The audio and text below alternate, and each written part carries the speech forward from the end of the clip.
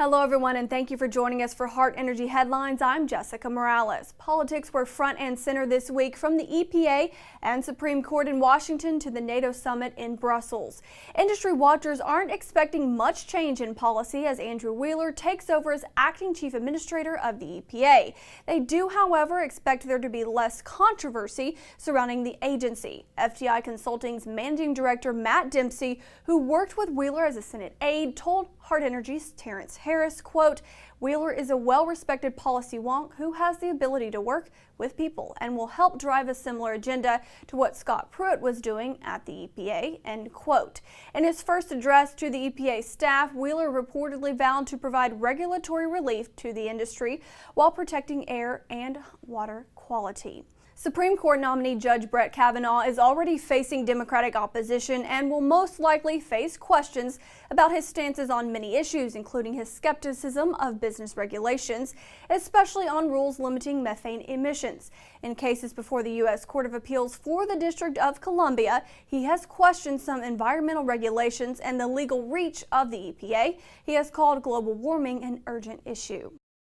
President Donald Trump didn't wait long once he got off Air Force One in Brussels for this week's NATO summit to blast Germany for its support of the Nord Stream 2 pipeline, the Gazprom-led project that will carry gas from Russia to Europe across the Baltic Sea. He accused Germany of being, quote, captive of Russia and being slow to meet NATO spending targets to protect against Russia following its invasion of Crimea. President Trump told reporters, quote, "We're supposed to be guarding against Russia, and Germany goes out and pays billions and billions of dollars a year to Russia," end quote. Germany gets about 20% of its oil and gas imports from Russia. A Kremlin spokesman countered back, saying that President Trump was trying to talk down Russia to Europe to boost U.S. LNG.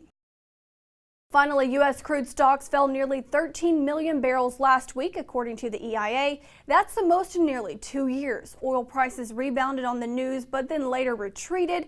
Brent crude saw its biggest one-day drop in 2 years on Wednesday. That's it for this week's headlines. Thank you for watching. You can read more about these stories and others on our Hart Energy family of websites. I'm Jessica Morales. We'll see you next week. A&D Strategies and Opportunities Conference and Workshop will meet in Dallas September 5th and 6th for the #1 gathering for BD executives, A&D professionals, and capital providers. For more information and to register, visit adstrategiesconference.com.